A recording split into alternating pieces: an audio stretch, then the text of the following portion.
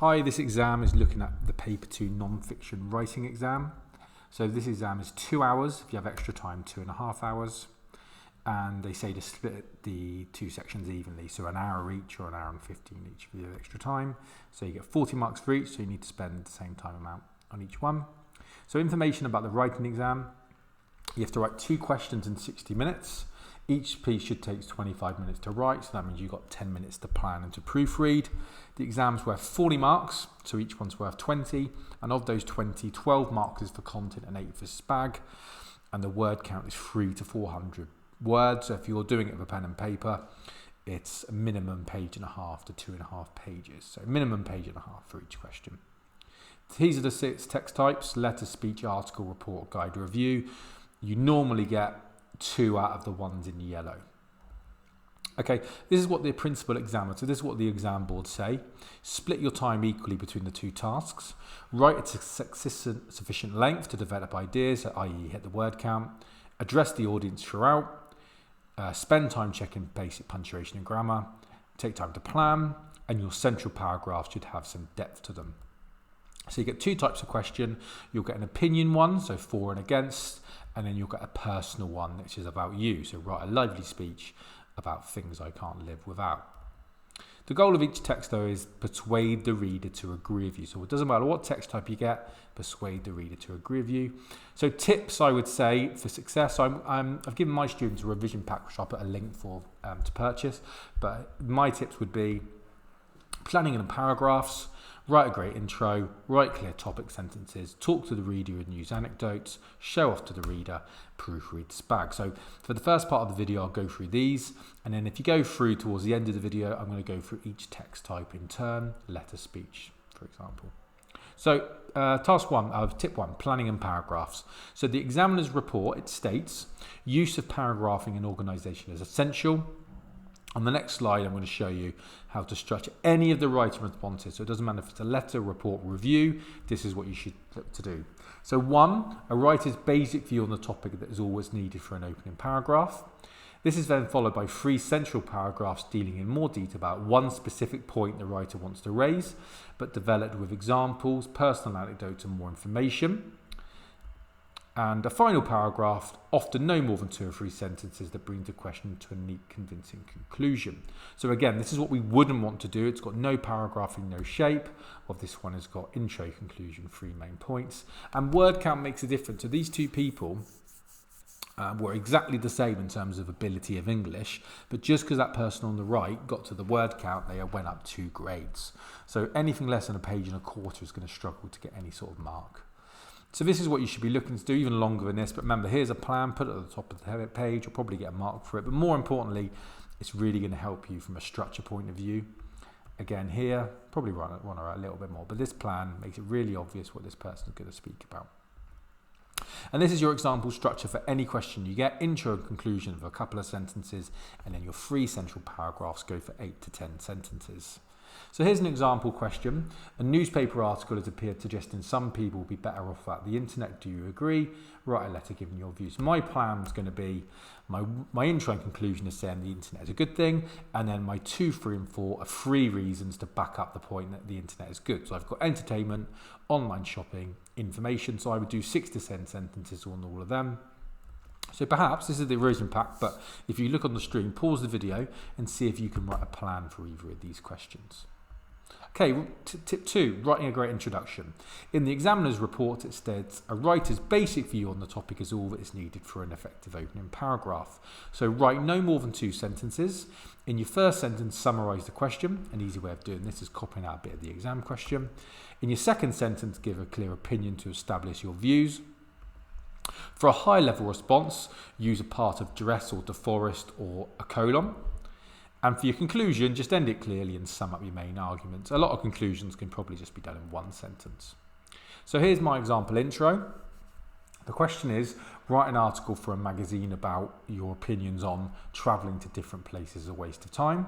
So I've put terrific travel. I need a title because it's an article. I've been asked to write an article on if travelling is a waste of time. I've got that from the exam question.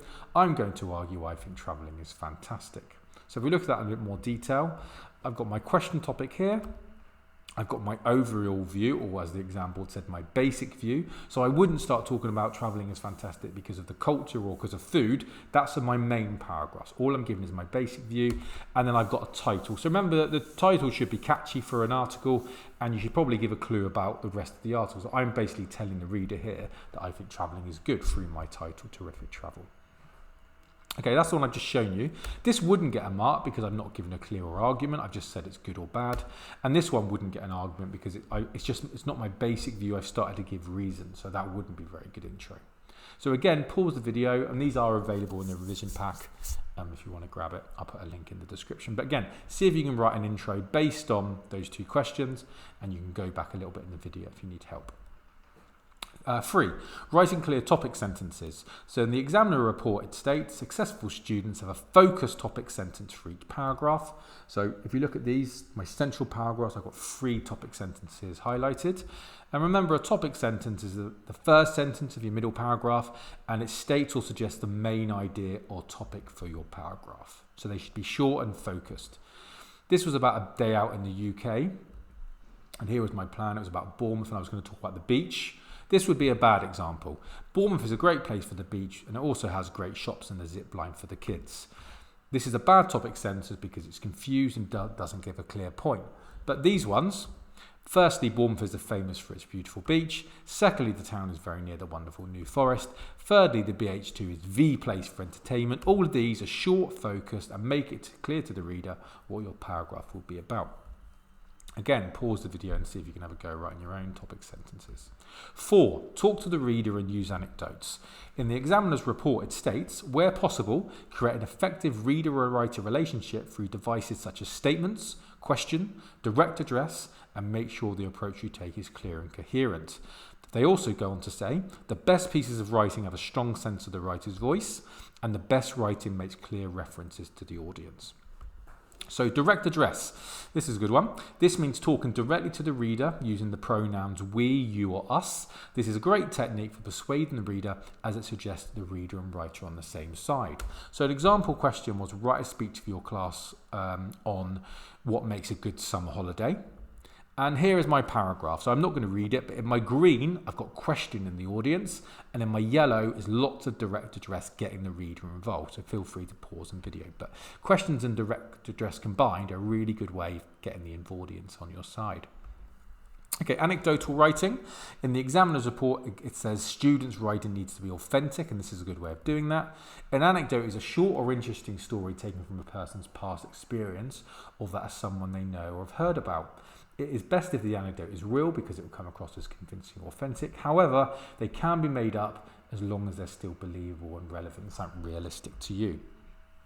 So if I was doing this question here about the internet is essential for life in 2025, the point I'm making is, firstly, the internet is great for shopping. That is my topic sentence. Then I'm going to give more detail about that. So you can get anything you need online with websites like Amazon. It's very convenient. You can shop from any computer or mobile phone with an internet connection anytime, while avoiding the need to travel, pay for parking and queuing. There is a lot more choice than shops or than on your local high street. And then in green, what I've done is an anecdote from my real life, or one that could happen to me, which proves my point that the internet is great for shopping. So my anecdote would be, last summer I was looking for a new beauty product, but I couldn't find it anywhere in the local shop. It was so frustrating. I went online and I found it on Google in about 2 minutes. I always check online first now as it saves me so much time. So without that anecdote in green, my paragraph wouldn't be very, very detailed, but also it makes my writing more authentic and it makes me almost seem like a real person to the examiner or reader. So again, this would be good for you to do. You could do the same question, the internet is essential. See if you can write 6 to 10 sentences. I'm going to give you your 10 topic sentences. Secondly, the internet is amazing for entertainment. To try to write 6 or 7 sentences explaining why the internet is amazing for entertainment. And then try to finish it by doing 2 or 3 sentences where you do an anecdote. So maybe a story from your real life where you've used the internet for entertainment. And see if you can use a direct address as well. Tip 5, show off to the examiner. In the mark scheme, it rewards stylistic features. However, you must try to use these naturally to keep your writing authentic. Try to avoid the made-up statistic and forced alliteration. So this is deforest or aforest. I called it dress. So all those techniques you would have done at school and college. Like it says, silly statistic or alliteration I wouldn't use. The main one I would say would be sentence starters and direct address. And questions. Okay, other ways to show off to the examiner is use ambitious sentence starters. So instead of just starting every sentence with I or the or a, see if you can occasionally start a sentence with 2 adjectives or an ing word, a verb, or an adverb, ly word. These will up your SPAG grade because they will turn them basically into complex sentences. So try and use these. Another way of showing off to the examiner is slightly more ambitious SPAG. So you could use brackets, so the addition of extra information or an afterthought. My best friend looks at Facebook, who even uses that anymore, question mark. I met Harry Styles at the weekend, I nearly fainted, and he was cool. So again, both of these will make your writing stand out. And then semicolons as well are a good thing to do to push your writing up a bit. So semicolon, punctuation that connects 2 separate but related independent clauses. Both clauses need to make sense on their own. So I missed the bus, semicolon, I guess I'm walking to school. So if you look at this top one here, that makes sense. Number 2 is wrong because you don't need a conjunction before with a semicolon. Sentence 3 is wrong because the sentence doesn't make sense on its own. I missed the bus as a sentence on its own, but long way to walk isn't a sentence on its own. And I missed the bus, semicolon, it's so rainy this morning. You wouldn't use a semicolon there because the causes are not really linked to each other. So again, pause the video, see if you can add a semicolon to B, C and D. I've done A for you. Okay, then as important as nearly all the other 5 tips, proofread and SPAG for students who are sort of around the grade 3, 4, 5. These are the main mistakes, in particular, comma splicing and run-on sentences. Look at my other videos if you're not sure about them. So go through these, pause the video. Maybe you could just do it in your heads or write them down. Pause the video and then I'll show you the answers. Okay, there are the answers. So remember, run-on sentences or comma splices, that's where you've got 2 clauses together with either no punctuation or a comma splice. The way to correct them is either full stop, a capital letter, using a semicolon, or then keeping the comma but adding a connective, so words like so or and. These are the homophones, the most common ones people get wrong on there and there, your and your, to and to. Apostrophes, make sure you check those. And then just basically common SPAG errors. Okay, so now we're going to look at the format and layout for each one. So for each one, I'm going to give you an example question, the layout, and some tips. Okay, example letter question. An article in the local newspaper said festivals are a waste of time. Write a letter giving your views.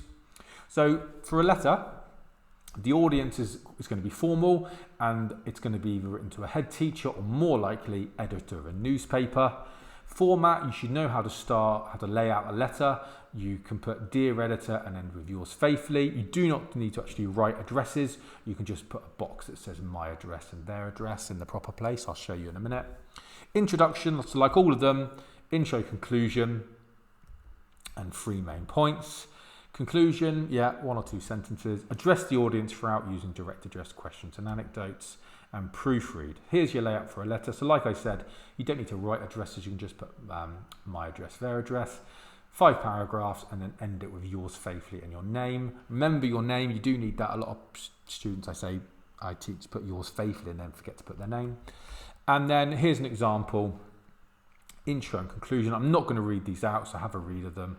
But a lot of them are very similar. I'll just read this one. Dear newspaper, recently I read in your article in the newspaper it said festivals are a waste of time. That's my summary of my question. In this letter, I'll give you 3 reasons why I love. There's my basic view. And then if you feel free to read the paragraph on its own, but the green is the clear topic sentence. The yellow is all the direct address and questions. And then towards the bottom in purple and bold, I've got my anecdote. Okay, speech. You've been asked to deliver a speech to the college on the task of on the topic of the internet is essential in 2025. Okay, for a speech, it's likely to be informal. It's probably 99% going to be a speech to your classmates. No special layout for the speech really. Just got to say hi, hello, and bye, and then you've got the 5 paragraphs with a topic sentence. Addressing the audience, very important to address the audience. Use direct address questions and anecdotes. Language, use suitable language. This question is like a positive one. I'm going to say the positive things about the internet. So use positive language and then proofread. So there's your structure, 5 paragraphs with good morning and ending with thanks for listening. And there's my example intro, and there's my example paragraph. My green is my clear topic sentence, and then my yellow is all my direct address and questions. And again, I got the anecdote in purple and in bold.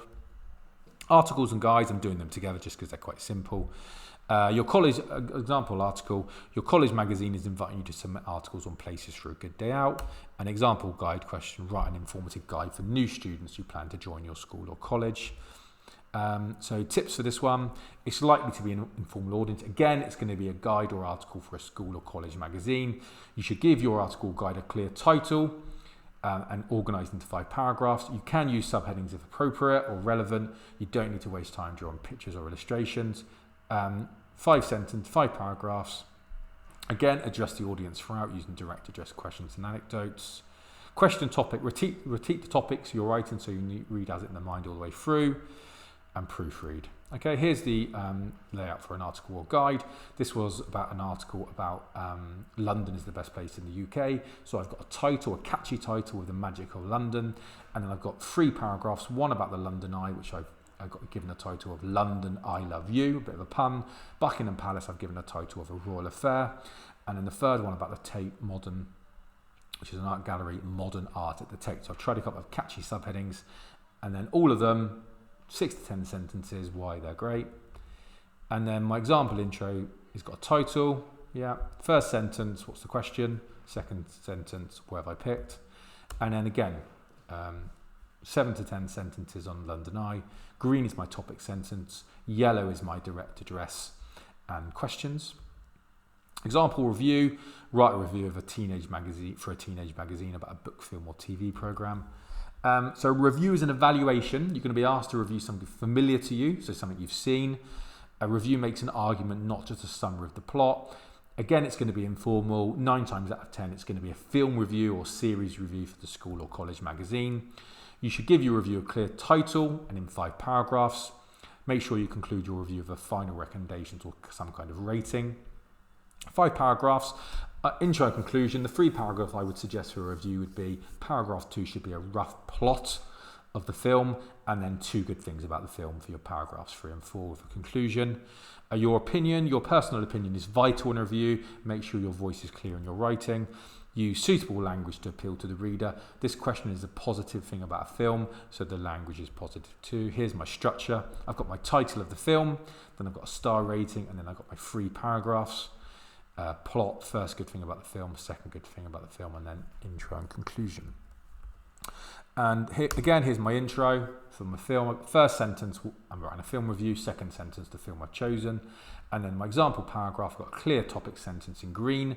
Thirdly, the soundtrack to the extraordinary film is great. And then again, yellow, direct address and questions. And then I've got purple and my bold, I've got my anecdote. Have a read of these. And the last one, formal report, probably the most different from all the other ones. Write a report for the principal of the school or college to give your views on the weaknesses of the school or college. You could include examples of strengths and weaknesses of the college, your ideas about how the college could be improved. So the purpose of a report is to give information and advice. The audience, probably to the principal of a college or a local business. A written report should be written in a formal way. The tone should be polite and respectful. You should give your report a clear and formal title. You may use subheadings. Make sure you conclude your report with final recommendations. So the idea of a report basically is to come up with 3 things that could be improved about a place. So let's say it's a college. So 3 things that could be improved about the college, and then how you would improve it. So for your main paragraphs, you need a clear topic sentence for your 3 main paragraphs.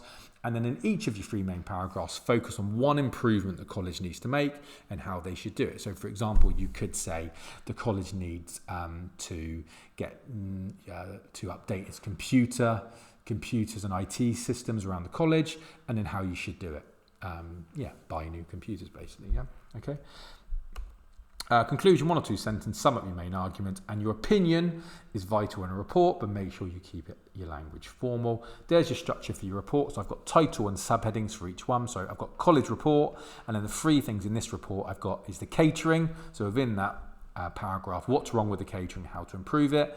Then the second main one is the student union, what's wrong with it, how to improve it. And then the third one is parking, what's wrong with it, how to improve it. Notice this time I've not done catchy subheadings, I've just done formal ones.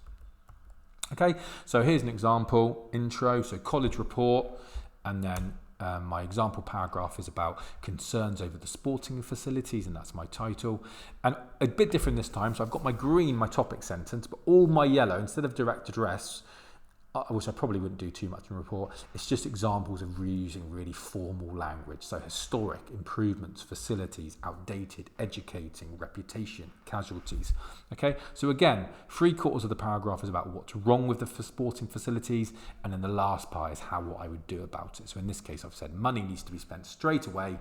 So money needs to be spent straight away. The reputation of the college and the health of the students is at stake. Yeah, so I kept formal all the way through. Okay, if you do get the pack at the back, there's loads of mocks, but if you zoom in, there's loads of mock questions here. So you've got a week or so to this exam if you're listening to this before the exam. So I would suggest having a go at mocks, send it to your teacher and get prepared. Yeah, so good luck in the exam. I hope this has been of some use to you.